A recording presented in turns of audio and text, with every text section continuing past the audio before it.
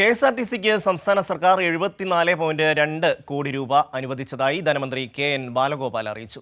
Pension വിതരണത്തിന് corporation പ്രാഥമിക സഹകരണ സംഘങ്ങളിൽ നിന്ന് എടുത്ത വായ്പകളുടെ തിരിച്ചടവിനാണ് സഹായം ലഭ്യമാക്കിയത്. സുലേഖ ചേരുന്നു. സുലേഖ, എന്തൊക്കെ കാര്യങ്ങളാണ് ധനകാര്യമന്ത്രി ഇതുമായി ബന്ധപ്പെട്ട് പറഞ്ഞത്?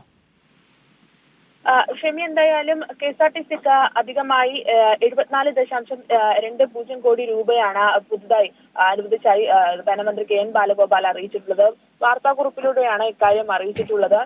പെൻഷൻ വിതരണത്തിന് കോർപ്പറേഷൻ പ്രാഥമിക സഹകരണ സംഘങ്ങളിൽ നിന്നെടുത്ത വായ്പ തിരിച്ചടവിനായാണ് ഈ സഹായം ലഭ്യമാക്കിയിട്ടുള്ളത്. ഈ സാമ്പത്തിക വർഷത്തെ സാമ്പത്തിക വർഷത്തെ ബജറ്റിൽ KSRTCക്ക് 900 കോടി രൂപയാണ് ഇത് വകയിരുത്തിയിട്ടുള്ളത്. ഇതിൽ 864.91 കോടി രൂപ ഇതിനകം തന്നെ ലഭ്യമാക്കിയിട്ടുണ്ട് KSRTCക്ക്. രണ്ടാം പിണറായി സർക്കാരിന്റെ കാലത്ത് ഇതുവരെയായി 6044 കോടി രൂപയാണ് കോർപ്പറേഷൻ വേണ്ടി ഇത്തരത്തിൽ KSRTCക്ക് വിവിധ സഹായങ്ങൾക്ക് വേണ്ടി ലഭ്യമാക്കിയിട്ടുള്ളത്. എന്തായാലും KSRTCക്ക് ഈ ഓണക്കാലത്ത് KSRTCക്ക് 74.20 കോടി രൂപ അധികമായി അനുവദിച്ചതായാണ് ധനമന്ത്രി KN ബാലഗോപാൽ പത്രക്കുറിപ്പിലൂടെ ഇപ്പോൾ അറിയിച്ചിട്ടുള്ളത്. സുലേഖയാണ് വിവരങ്ങൾ നൽകിയത്.